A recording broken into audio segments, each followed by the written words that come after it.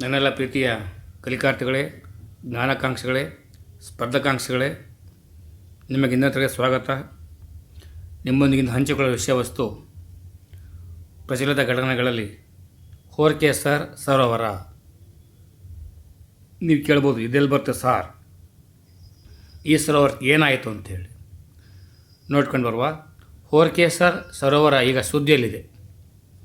ಜಮ್ಮು ಕಾಶ್ಮೀರದ ಶ್ರೀನಗರದ ಸಮೀಪವಿರುವ ಹೋರ್ಕೆಸರ್ ಸರೋವರವು ತೀವ್ರ ಪರಿಸರ ವಿನಾಶದ ಅಪಾಯವನ್ನು ಎದುರಿಸುತ್ತಿದೆ. ಕಂಟ್ರೋಲರ್ ಮತ್ತು ಆಡಿಟರ್ ಜನರಲ್ ಇತ್ತೀಚೆಗೆ ಎಚ್ಚರಿಕೆ ನೀಡಿದ್ದು 2,000ಕ್ಕೂ ಹೆಚ್ಚು ಕಾಲುವೆಗಳು ಅತಿಕ್ರಮಣಕ್ಕೊಳಗಾಗಿವೆ ಎಂದು ತಿಳಿಸಿದೆ. ಹೋಕ್ಯಾರಾ ಎಂದು ಕರೆಯಲ್ಪಡುವ ಹೋರ್ಕೆಸರ್ ಶ್ರೀನಗರ ಬಳಿ ಇರುವ ಒಂದು ದೊಡ್ಡ ನೈಸರ್ಗಿಕ ಜವುಗು ಪ್ರದೇಶ. ಇದರ ವಿಸ್ತೀರ್ಣ 13.75 ಚದರ ಕಿಲೋಮೀಟರ್ ಮತ್ತು ಸಮುದ್ರ ಮಟ್ಟದಿಂದ 1,585 ಮೀಟರ್ ಎತ್ತರದಲ್ಲಿದೆ. ಈ ಜವುಗು ಪ್ರದೇಶವು ಜೀಲಂ ನದಿಯ ಜಲನಯನ ಪ್ರದೇಶದಲ್ಲಿದ್ದು, ಪ್ರಮುಖವಾಗಿ ಜೀಲಂನ ಉಪನದಿಯಾದ ದೂದ್ಗಂಗಾ ನದಿಯಿಂದ ನೀರನ್ನು ಪಡೆಯುತ್ತದೆ.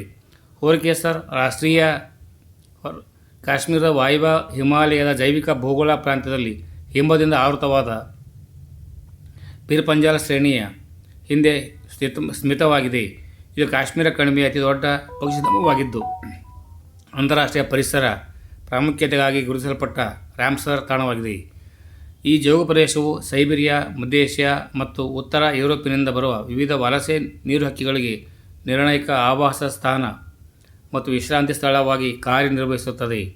ಅಳಿವಿನಂಚಿನಲ್ಲಿರುವ ಕೆಲವು ಪ್ರಭೇದಗಳನ್ನು ಒಳಗೊಂಡಂತೆ ಸುಮಾರು 68 ಜಲಪಕ್ಷಿ ಪ್ರಭೇದಗಳಿಗೆ ಇದು ಆಶ್ರಯ ನೀಡುತ್ತದೆ.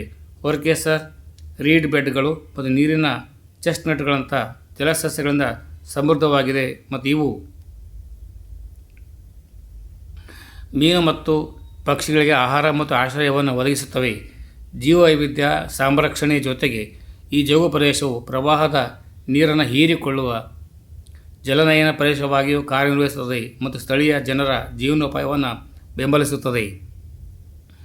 ಇದಕ್ಕೆ ಬೆದರಿಕೆಗಳು ಬಂದಿವೆಯಂತೆ. ಮಾನವ ಅತಿಕ್ರಮಣ, ಮಾಲಿನ್ಯ ಮತ್ತು ಕೃಷಿ ಭೂಮಿಗೆ ಪರಿವರ್ತನೆಯಿಂದಾಗಿ ಹೋರ್ಕೆಸರ್ ಸರೋವರವು ತೀವ್ರ ಬೆದರಿಕೆಗಳನ್ನು ಎದುರಿಸುತ್ತಿದೆ. ಇದರಿಂದಾಗಿ ಕಾಲಾನಂತರದಲ್ಲಿ ಸರೋವರವು ಗಾತ್ರವು ಗಣನೀಯವಾಗಿ ಕಡಿಮೆಯಾಗಿದೆ.